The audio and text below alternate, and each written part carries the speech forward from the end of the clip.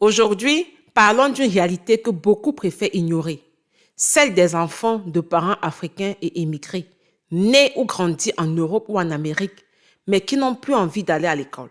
Pas parce qu'ils sont paresseux, non, pas parce qu'ils sont incapables, mais parce qu'ils portent un poids que peu d'adultes mesurent vraiment.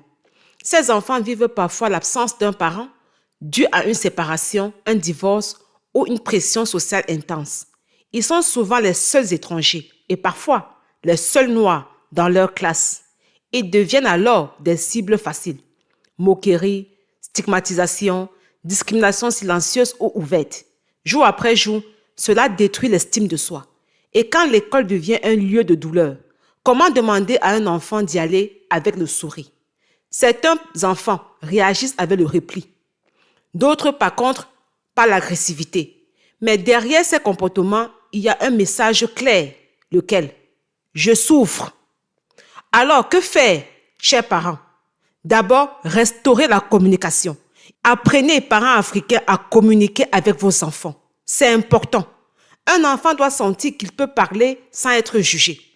Ensuite, ne jamais exclure un parent, je dis bien jamais, même séparé de l'éducation de l'enfant. L'équilibre émotionnel commence là. L'enfant a besoin de ses parents pour être équilibré. Troisièmement, transformer la différence en force. Être le seul noir dans une classe n'est pas une faiblesse, surtout pas. C'est un potentiel de leadership, mais cela doit s'accompagner. Il faut aussi outiller les enfants par les compétences. Ce que je dis ici est très important. L'école respecte la performance. Les compétences protègent, chers parents.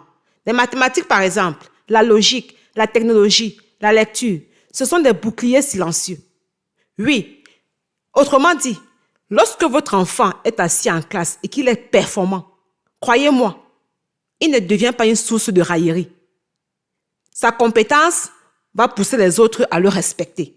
Enfin, il faut reconnecter l'enfant à son identité. C'est important. Un enfant qui sait d'où il vient marche plus droit.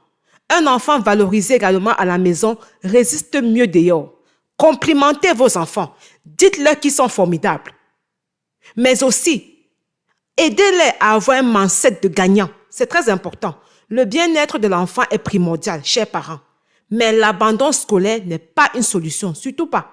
C'est ensemble, parents, enfants, communauté, que nous pouvons transformer cette douleur en force. Nos enfants ne sont pas perdus, non. Ils ont juste besoin d'être compris, accompagnés et armés. Like, partage et